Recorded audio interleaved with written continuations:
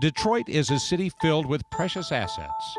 Assets that many people want to protect. We shouldn't sell off anything. We need to hold on to what we have. Belle Isle, the Detroit Institute of Arts. And with a possible Chapter 9 bankruptcy looming for the city, some are concerned those gems will be out of Detroit's hands. You would absolutely gut the heart and soul of Detroit if you made them sell the artwork in the DIA. If you took Belle Isle and sold it for developers. We'll get back to the island and the DIA in a minute. So what else does the city of Detroit own? Joe Louis Arena, which sits on a prime piece of riverfront property. With the Red Wings' planned move to a new entertainment district along Woodward in a few years, could that be on the block? The city is evaluating alternatives. Coleman Young Airport will likely be kept to avoid a costly fee to the federal government. Parking garages and lots and metered parking spaces, thousands of them. The city's parking department is projected to lose nearly $6 million this fiscal year. So Detroit may sell or lease the spaces and meters to private operators. And then there's the water department. It would probably be the water.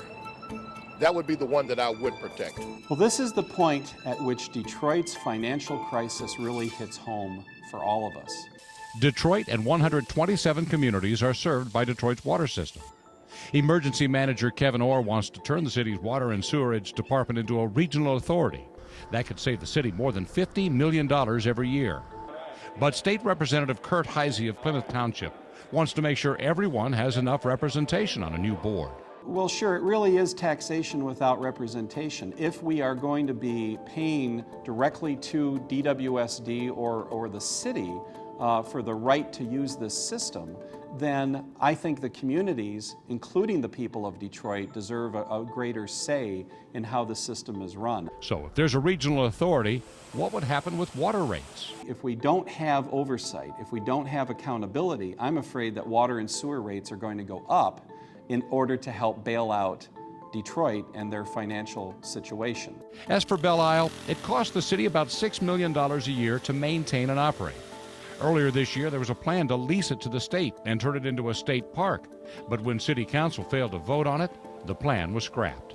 But now, under Orr's plan, it's back on, as the city plans to lease it to the state on the same terms as the earlier proposal.